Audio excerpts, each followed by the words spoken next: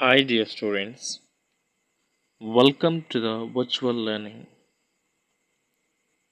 In the last two videos, we have seen the introduction and summary and explanation. Now, we will be having a vivid and clear textual reading. Oliver asks for more is written by Charles Dickens. He is a well known English novelist. Due to his father's imprisonment, Charles left school and worked in a shoe factory. While he was working as an office boy, he launched his writing career. His novels Oliver Twist, Great Expectations, Pickwick Papers, Bleak House, A Tale of Two Cities, and David Copperfield brought him name all over the world. He went on lecture tours to America and got literary reputation. He focused on social issues and human ailments in his works. Now we are having the textual reading. This is an extract from the novel Oliver Twist, written by British novelist Charles Dickens. It is the story of an orphan boy named Oliver who is brought to a children's home. Mr. Bumble walked on with long strides. Little Oliver, firmly grasping his gold laced cuff, trotted beside him. Oliver had not been within the walls of the workhouse a quarter of an hour when Mr. Bumble informed him that the board had said he was to appear before it forthwith. Not having a very clearly defined notion of what a live board was, Oliver was rather astonished by this information and was not quite certain whether he ought to laugh or cry. He had no time to think about the matter. Mr. Bumble asked Oliver to follow him into a large whitewashed room where 8 or 10 fat gentlemen were sitting around a table.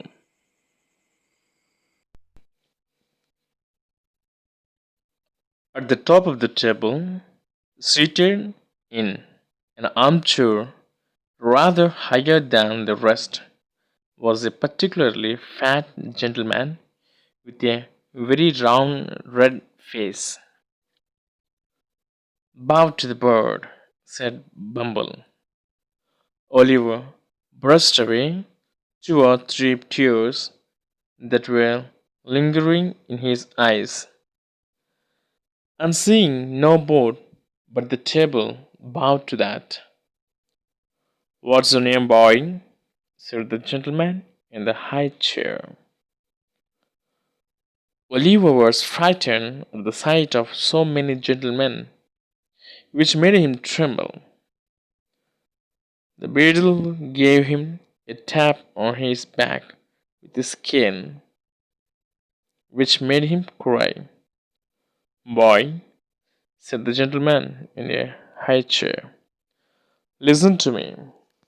You know, you were An orphan, I suppose. What's that, sir? Inquired poor Oliver.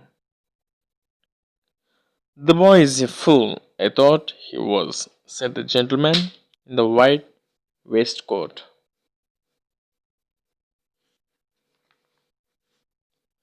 Hush, said the gentleman who had spoken first. You know, you have got no father or mother, and that you were brought up by the parish, weren't you? Yes, sir, replied Oliver, weeping bitterly. What are you crying for? Inquired the gentleman in the white waistcoat. I hope you say your prayers every night, said the another gentleman in a gruff voice, and pray for the people who feed you and take care of you like a Christian. Yes, sir, stammered the boy. Well, you have come here to be educated and taught a useful trade, said the red faced gentleman in the high chair. So, you will begin to pick oakum tomorrow morning at 6 o'clock, added the surly one in the white waistcoat.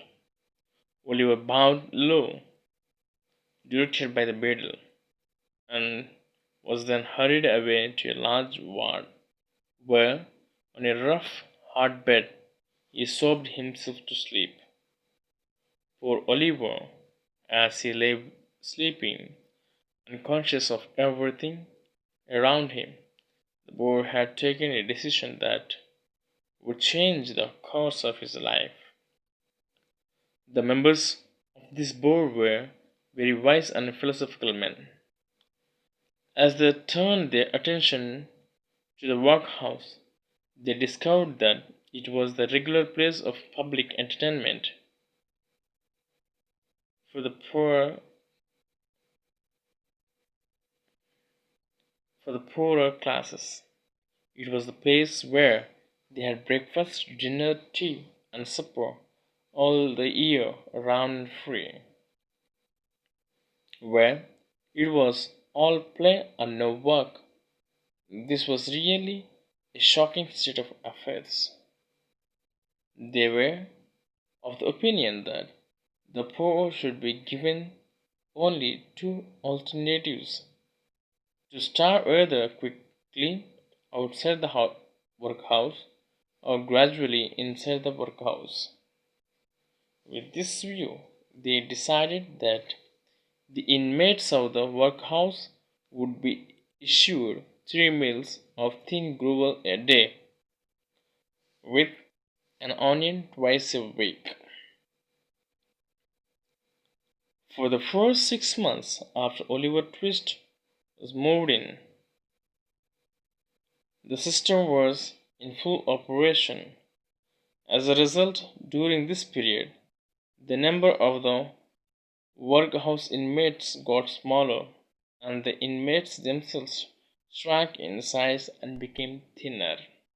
The room in which the boys were fed was a large stone hall, with a big copper bowl at one end, out of which the master, dressed in an apron for the purpose, and assisted by one or two women, ladled the gruel at meal time. Of this festive composition each boy had one basinful, and no more except on occasions of great public rejoicing, when he had 2 ounces and a quarter of bread besides. The basins never wanted washing. The boys published them with their spoons till they shone again. When they had performed this operation, they would sit staring at the copper bowl with such eager eyes as if they could have devoured the big bowl itself and everything in it. At the same time, they sucked their fingers most carefully to catch up any stray splashes of gruel that might have stuck thereon. Boys have generally excellent appetite. Oliver Twist and his companions suffer the torture of slow starvation for 3 months. At last, they got so voracious and wild with hunger that one boy, who was tall for his age, hadn't been used to that used to that sort of thing, for his father had kept a small cook shop, hinted darkly to his companions that unless he had another basin of gruel per day, he was afraid he might some night happen to eat the boy who slept next to him, who happened to be a weakly youth of tender age. He had a wild, hungry eye, and they believed him. A council was held. Lots were cast as to who should walk up to the master after supper that evening and ask for more, and it fell to Oliver Twist.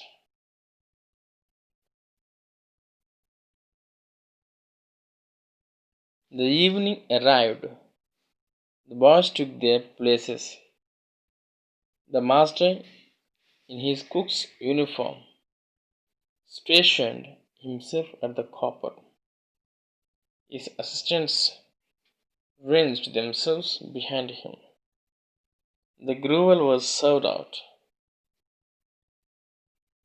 The gruel disappeared. The boys whispered to each other and winkled at Oliver, while his next neighbors nudged him. Child as he was desperate with hunger and reckless with misery. He rose from the table and advancing to the master, basin and spoon in hand, and said, somewhat alarmed at his own courage,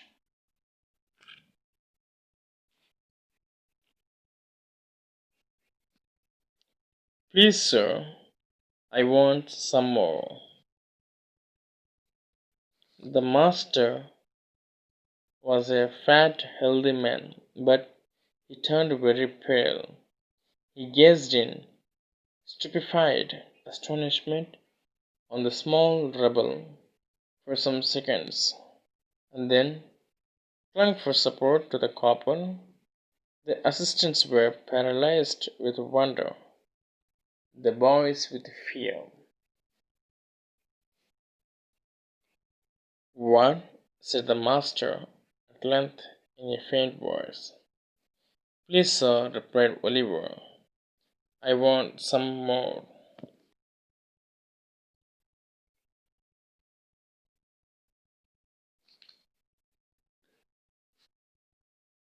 The master aimed the bowl at Oliver's head with the ladle and shrieked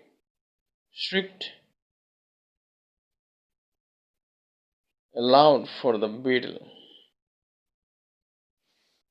The board was sitting in a solemn meeting when Mr. Bumble rushed into the room in great excitement and addressing the in a gentleman in the high chair, said, Mr. Limpkins, I beg your pardon, sir. Oliver Twist had asked for more. There was a general start. Horror was depicted on every countenance. For more, said Mr. Limpkins. Compose yourselves, Bumble, and answer me distinctly. Do I understand that he asked for more after he had eaten the supper allotted by the board? He did, sir, replied Bumble. That boy will be hung, said the gentleman in the white waistcoat.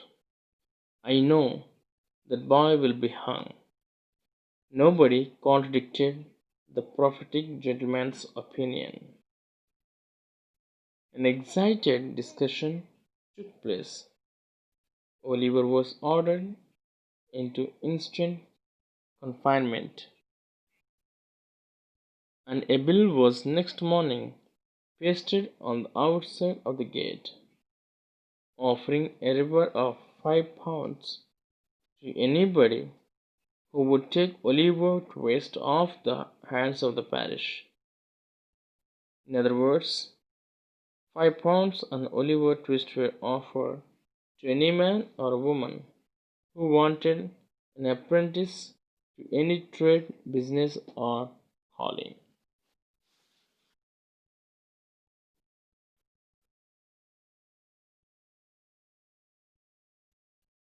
The hard words like beadle, an official of a church, parish, a church committee, Occo, loose fibre, surly, serious or angry, gruel, a thin liquid, food of words, rice, etc.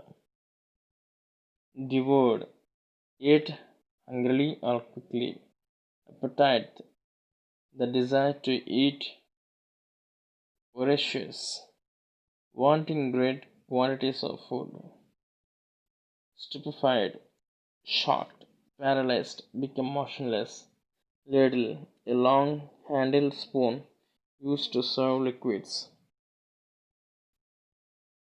countenance, a person's face or facial expressions, confinement, putting in a prison or a closed room, apprentice, one who works under a skilled person. Thank you.